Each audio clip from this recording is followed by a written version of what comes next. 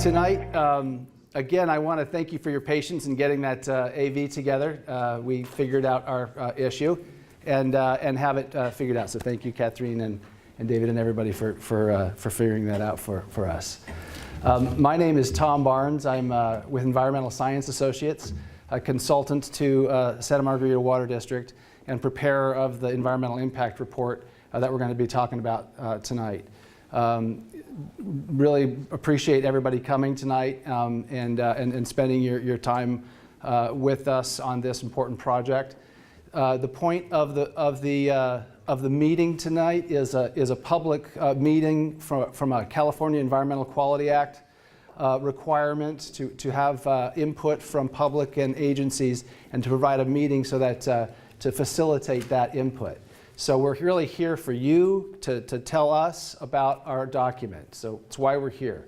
I'm going to give a 15-minute presentation or so and describe the project, and then we'll open it up for public comments.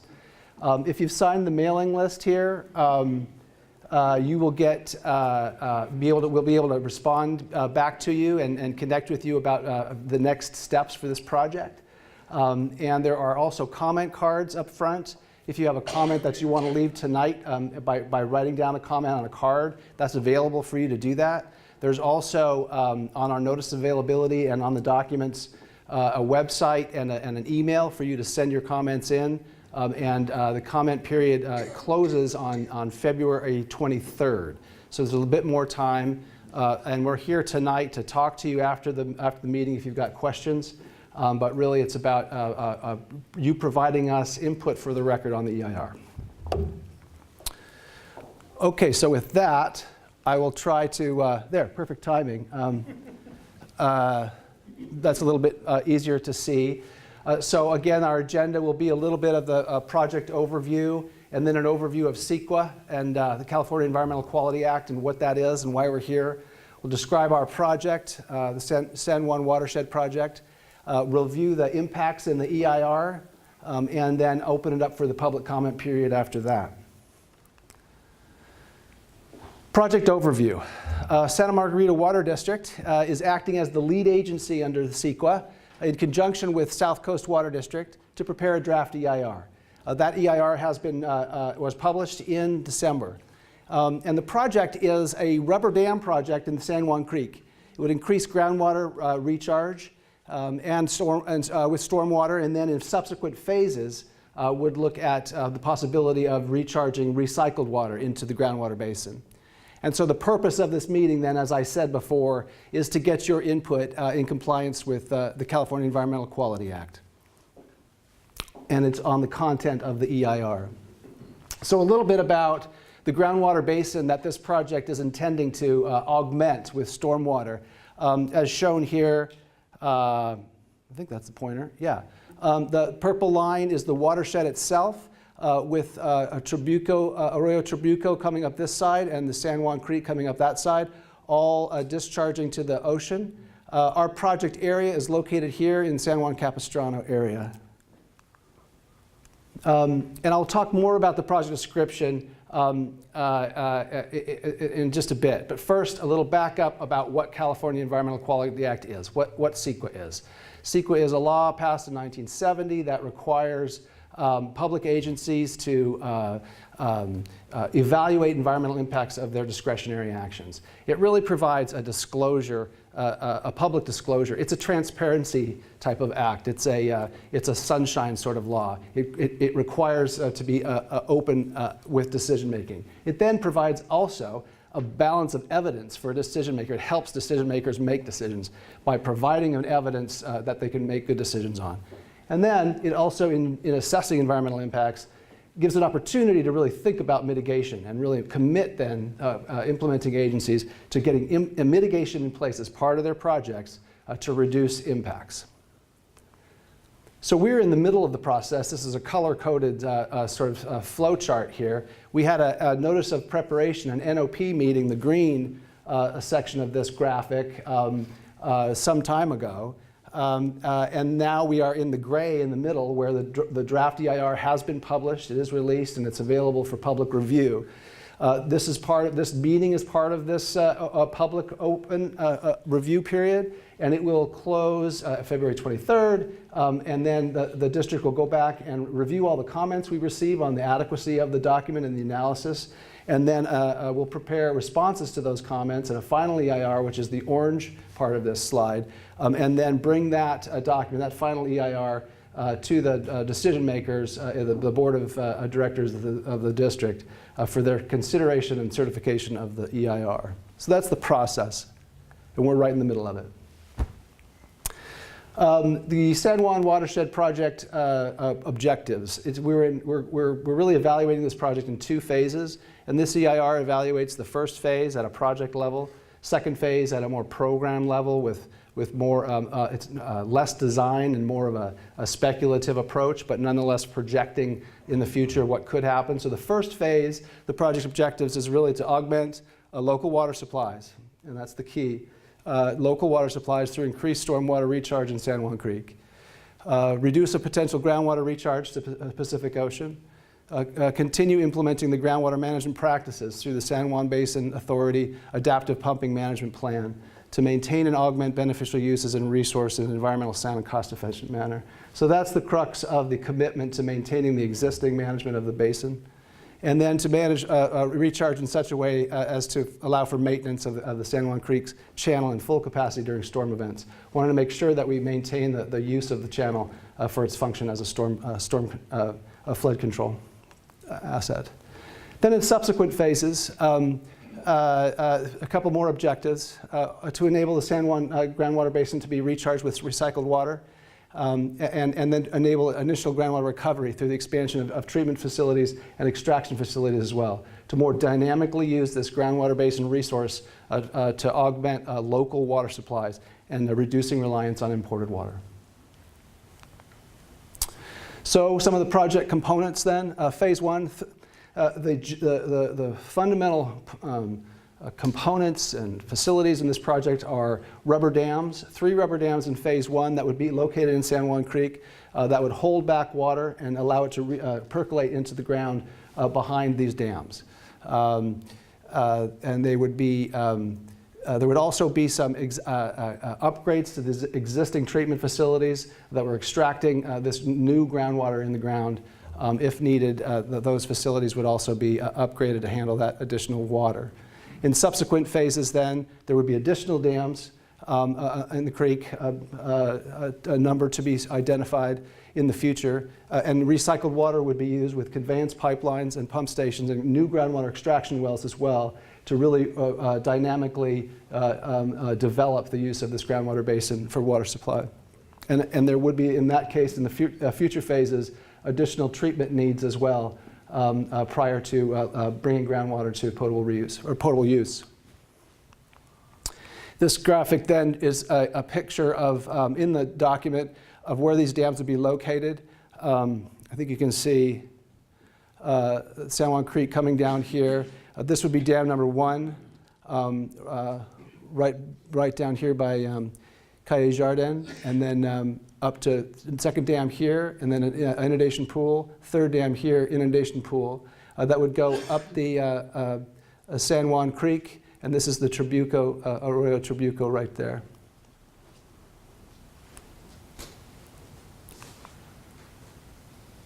This is what a rubber dam can look like. It's located in a number of drainages in Southern California. And that's another one. I think these two are on the Santa Ana River. This is a schematic of that type of facility within the channel that we have in the document, with a stilling basin underneath the dam, or downstream of the dam itself to prevent scouring. In this area, the dams would be attached and anchored at the edges of the channel, and allowing for that slope that's there now to be tapered off, and the edges of the facility extended. So the EIR looked at what kind of environmental impacts that could occur from such an installation.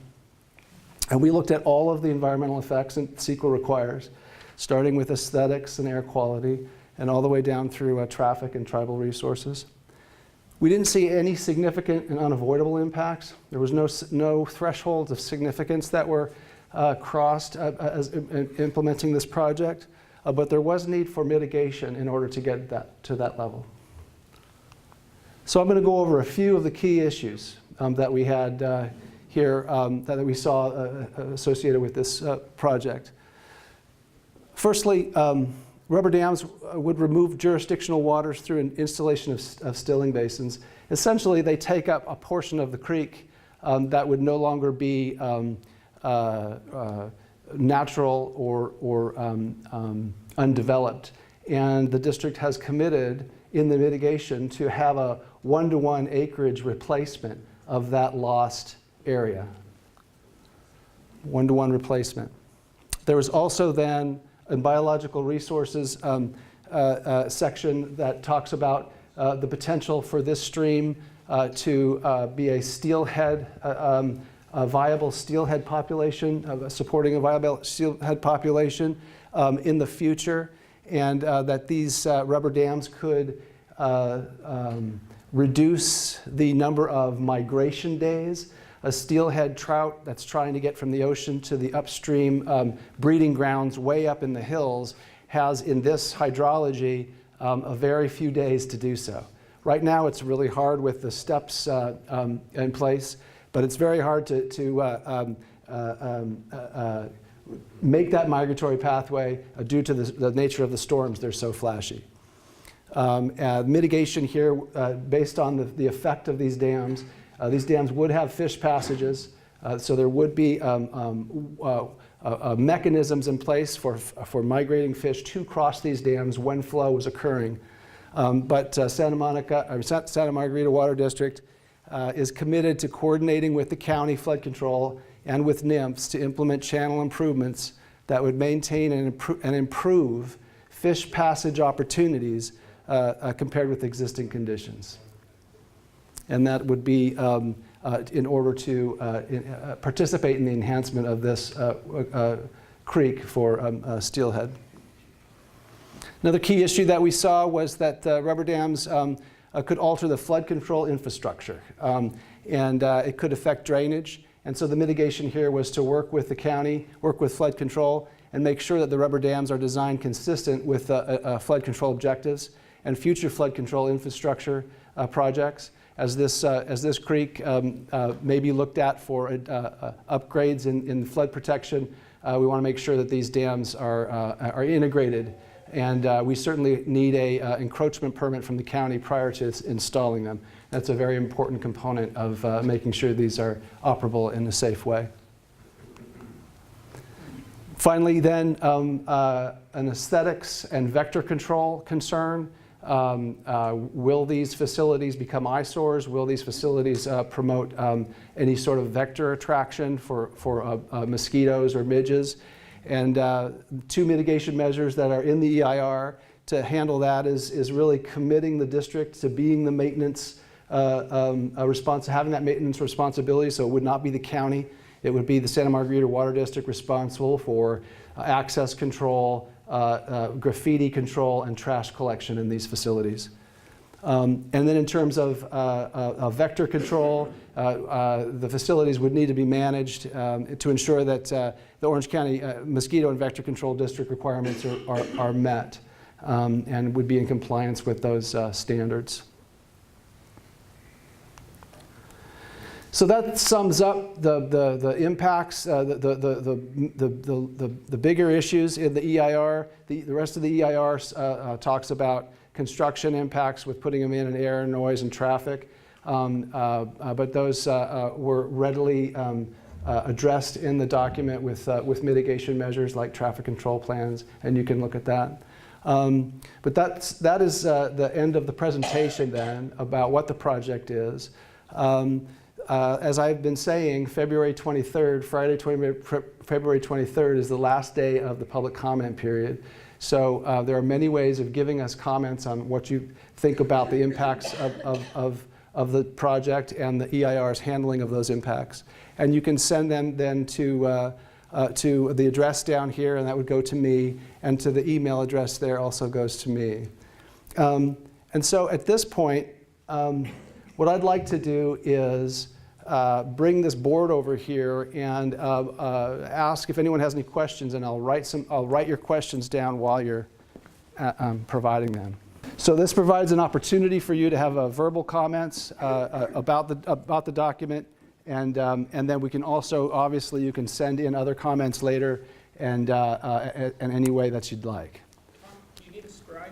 You want me to write? No, I'm good. I'm good. Is there some reason? Hello. Is there some reason you don't have like a staff report, something written out for us to have and see and not have to write stuff down?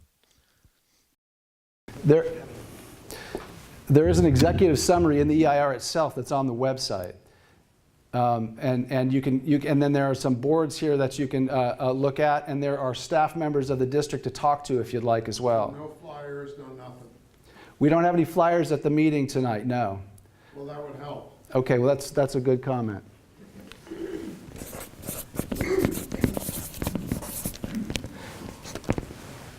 Anybody have any comments on the, yes?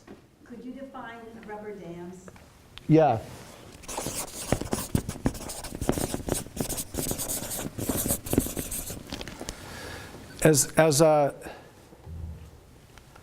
As shown in the pictures here is a typical installation for a rubber dam, which is an inflatable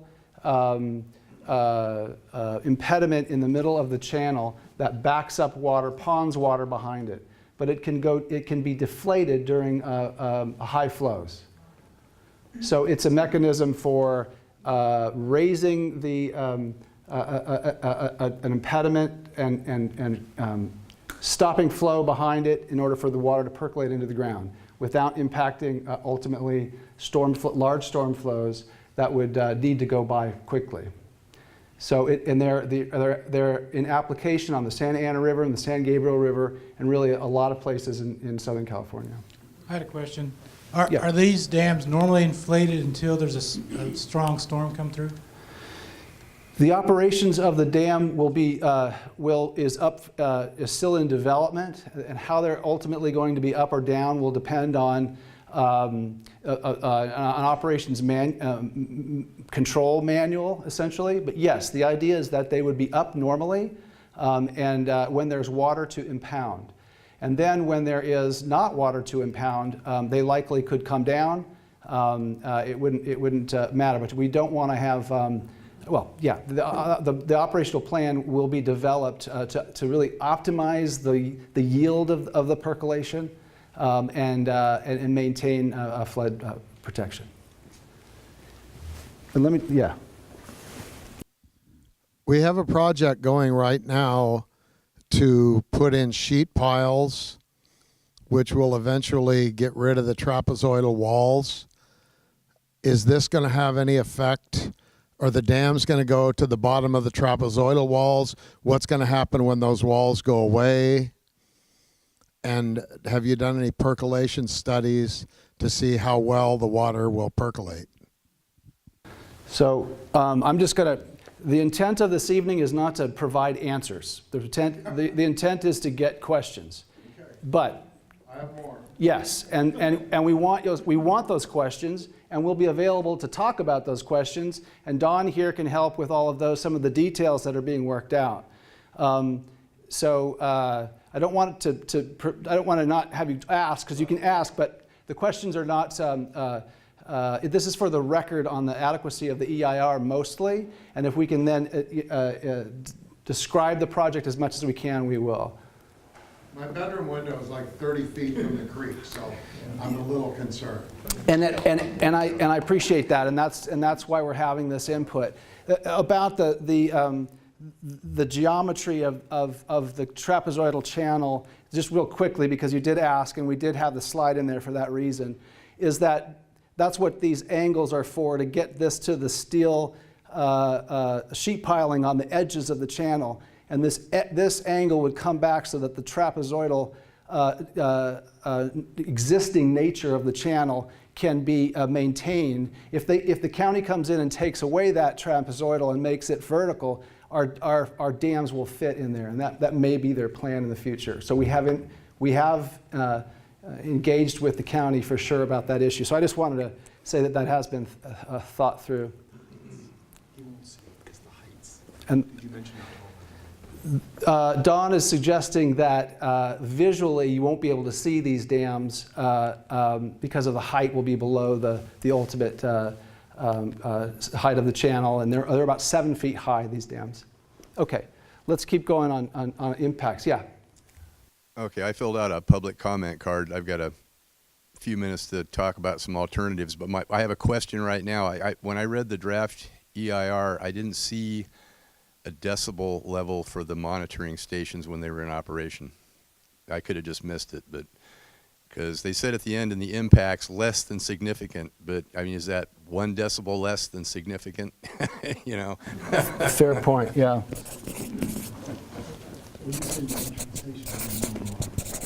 The air pumping, the control stations. Okay. Yeah. But they say monitoring stations. Yeah, and where are those located? Yeah, and the location. Well, yeah, public comment. Great. I've got some alternatives I want to talk about. Great. If you want to talk about them now, you certainly can. You don't have to. You can mail them in, but bringing them up now doubles the record. So. Yeah. Okay. First of all, I'm really concerned about. I look at this diagram of the monitoring stations, and you want to build something that's almost 2 stories high. Well, 1.5 stories, and I see a lot of wasted space here. You guys got to figure out a way to reduce the footprint of this thing. You know, I'm familiar with heavy equipment. I know how big a 50 kW generator is and a 20 horsepower pump, air pump, and there's no need for this building to be this big. Absolutely none. And I'm not going to get into the not behind my house part, but there are, I think when you guys did this, you had very little regard for the residents on the west side of the creek. And there is a better place to put the monitoring station for Dam 2 than where it's at, which will be basically right behind my back wall and some of my neighbors who are here with me. Good. Yeah. That's why we're here. Okay. That's But a I good have some comment. alternatives to propose, which Perfect.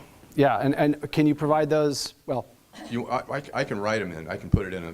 Okay. Yeah. All right. Okay. Thank you. Appreciate it. Yeah, I have a couple of things. I'd like to see more transparency. In other words, why is Santa Margarita Water District the lead agency? What are they getting out of this? I know why San Juan's doing it, and the other agencies that are involved, number one. And the other thing, if you actually studied the annual flow in San Juan Creek, I've lived there for 38 years, and to my estimation, it's either no flow at all or it's disastrous flow when the dams would be down. So I'd like to know how that's going to work. And how are the dams going to be down? That microphone is not doing anything right away.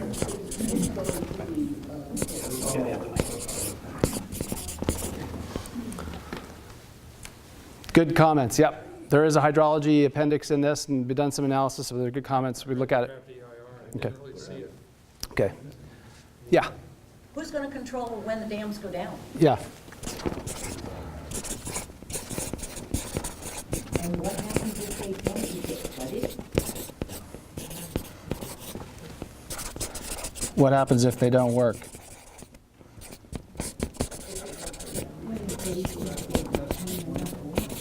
they put those in, do we still need flood insurance on our homes? Yes. Would be the answer to that, but yeah. Yes, Roger Buto, Clean Water Now.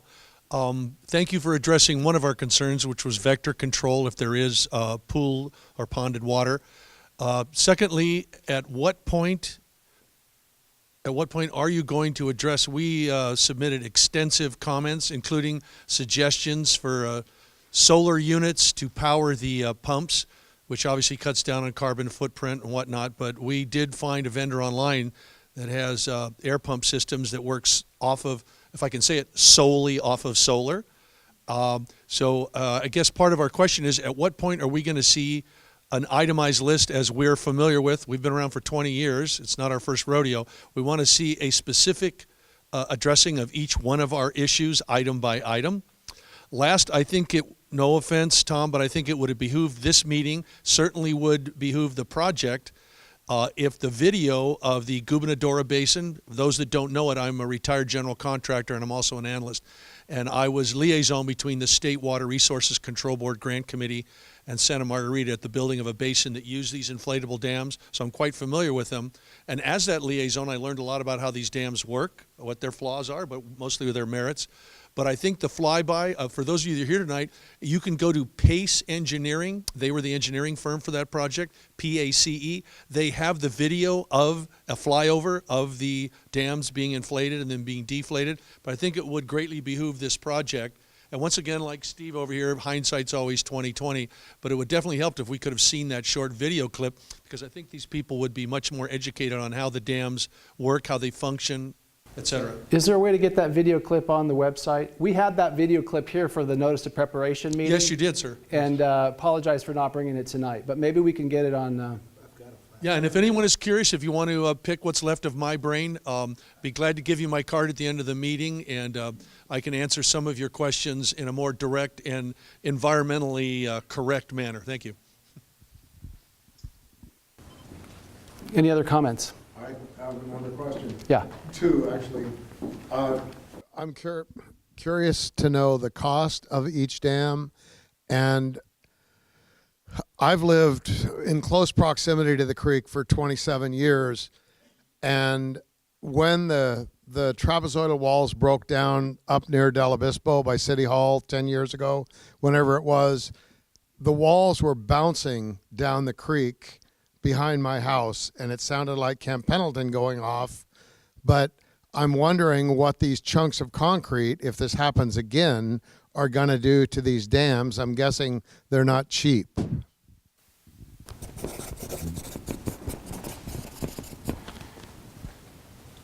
That's a good question, a good comment. Who's paying for this? A cross-section of one of those dams would help people. Rubber's about an inch and a half, inch and 3/4 thick, Steve. Okay, well, No, I know one what of the it is. walls bounces on it. No, what I mean is, I'm yeah, I guessing need to that's not going to understand enhance what the it. infrastructure looks like. Yeah, and again, these are employed right now in the Santa Ana River that gets a lot more flow, and the Santa. I'm talking about concrete walls. Yep, you're right. Bouncing down the Yep, creek. you're absolutely right. Yep, want to make sure that the channel doesn't fall apart on this. Yeah. Within the EIR, is there a list of alternative or comparable dams that could be used? Sediment dams and their effectiveness? There are alternatives in the EIR, yes, and we can talk about that after the meeting if you'd like, but indeed.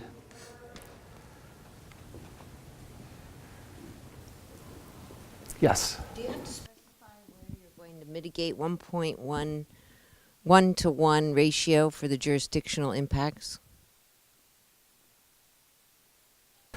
Do we have to specify is the question, and I think I'll just say that we have not specified at this point.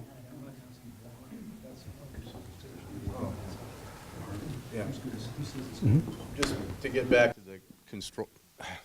to the control station part, I think there should be some consideration of altering the locations, perhaps, of the dams and the control sites, at least one of them, so that the whole thing is put in a better area on the residential side.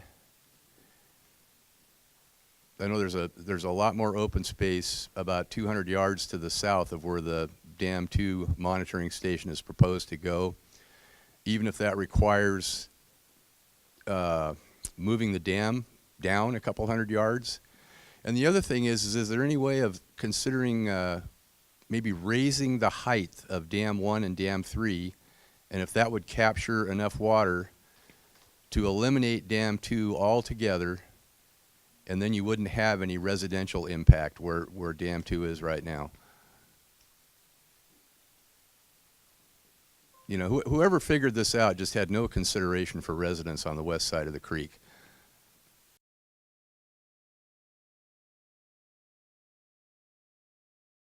Yeah, good comment, thank you.